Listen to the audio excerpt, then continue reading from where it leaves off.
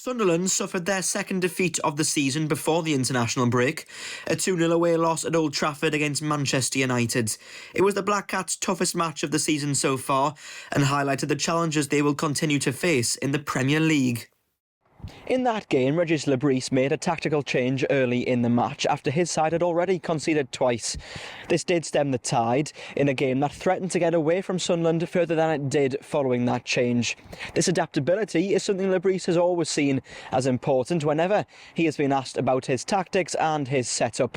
The change mentioned saw centre-back Dan Ballard replace winger Simon Adingra, which allowed for the system to be altered. However, further challenges may come if and when injuries strike, posing the question, how will Sunderland adapt in the Premier League to such circumstances? And how do those who are not involved stay connected with the process that Le Bris and his staff are developing at the club?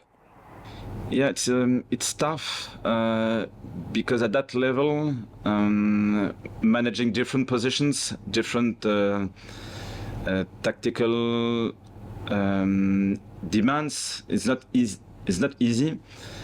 So we have probably 3, 4, 5 players able to do that, and we have players who are really strong in their position, which is positive as well. So probably it's a question of experience, and it's needed because we'll have different problems to solve, and injuries, suspensions as well. So we are learning, but it's a question of time. So for those players who aren't perhaps able to fill in elsewhere and are more used to just playing their position, when they come into the side, do they know exactly what they're doing constantly? Are they well drilled? I think so. We are working hard on their connection when they are on the bench as well, because I think it's important. When you start a game, you start with the story of the game. So you face a new challenge, a new opponent, and from the first minute until the 45, 60, 70, I don't know, you are on the same page. But when you come off the bench, you have to discover really quickly the setup of the game. So when you are on the bench, it's important to assess the opportunities, the challenges, the style of play, and so on. So when you come on the pitch, you are ready. And we try to implement these ideas, and I think so far it worked well. And you mentioned there that those who are on the bench obviously stay connected with the rest of the side in terms of what they need to do. What about those who are injured? How do you maintain their connections with the team if they're having to work individually? Yeah, we try. For example, with Habib, he's still connected with our IDP program.